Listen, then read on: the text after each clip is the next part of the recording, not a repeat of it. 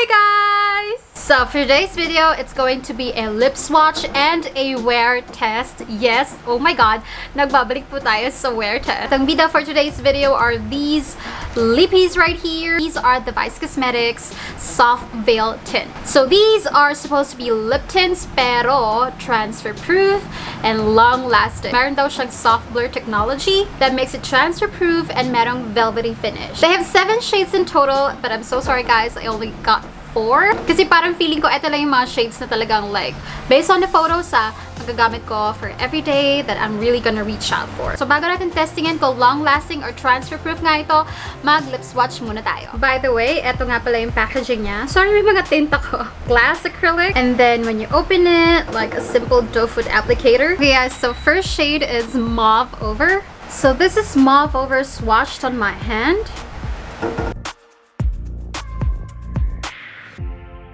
So this is Mauve Over, 1 layer and then blurred out.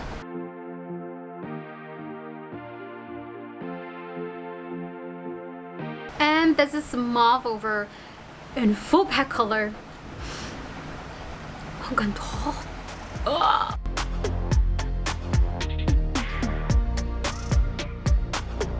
It is so beautiful, you guys.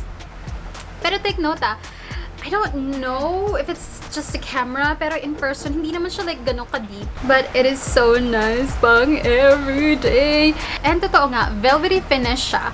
Kita pa rin naman yung fine lines, definitely, ng lips mo. Pero like sa malayo, parang siyang blurred out. Pero pag sa malapit, kita pa rin yung mga wrinkles ng lips mo. Pero sa malayo, like, parang ang smooth. So, get it na.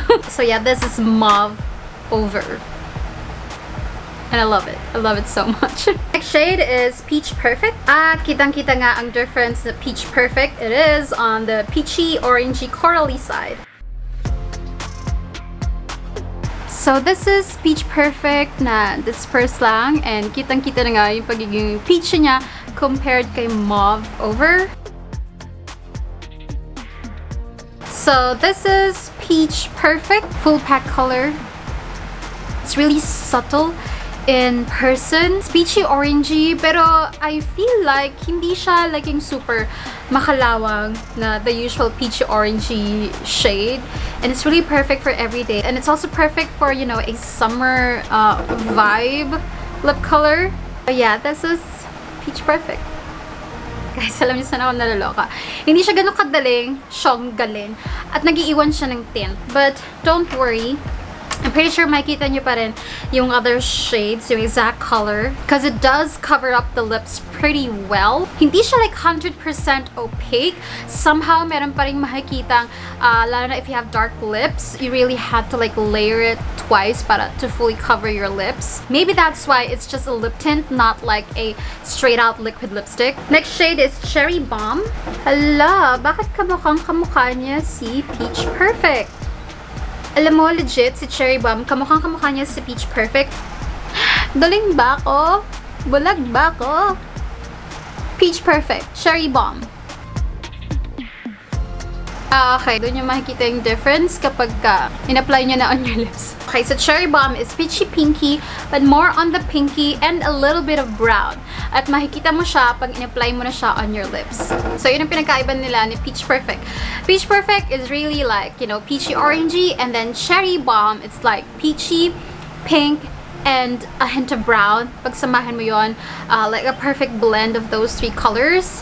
Ayan, you get Cherry Bomb. And last but definitely not the least shade, the Serve. And this is the Serve, you guys. At eto ang ating red entry for today's lip swatch. So eto si the Serve ng 1 layer and then disperse. And it's really, really nice.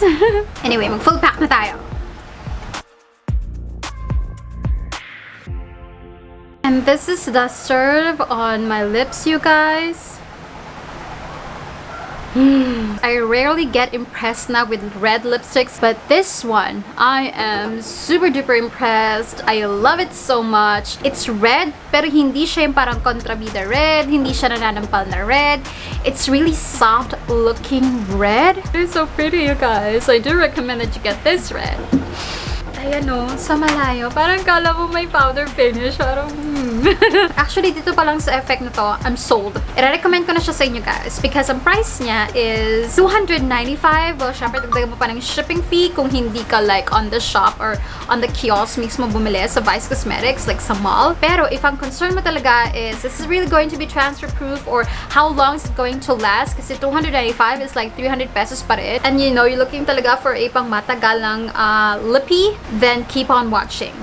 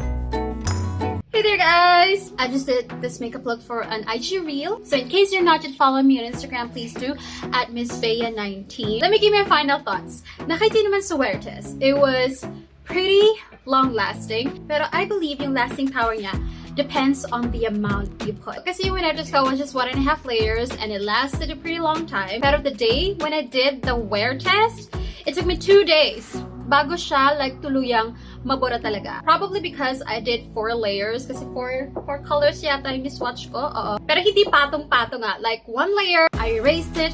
Another color, I erased it. Another color, I erased it. So, kada erase ko, nilalagyan yung tint, yung lips ko. So, that's why it was like super duper extra long lasting. So, if you want to do that, you can get like 1 color and then maglagay ka, let it set, tanggalin mo, lagay ka ulit, let it set, tanggalin mo. Para alam mo yun, more chances of making it really long-lasting. Pero overall thoughts ko, highly recommend it. You should try it because it's pretty affordable. It has a really nice finish. I am wearing it right now. Plus, it's really long-lasting. Well, depende on how many layers that you put, kung gaano siya magiging ka super long-lasting. Pero overall, it's super sulit na for the price. So, I do recommend that you get it. Like, right now. I'm going to link it down below. So, yeah. That concludes this lip swatch and wear test, you guys. Abangan nyo next video natin. I think it's going to be another lip swatch. And I'll see if I'm going to do another wear test. But definitely lip swatch. Yes. Again, thank you so much for watching. I'll see you in the next one. Bye-bye!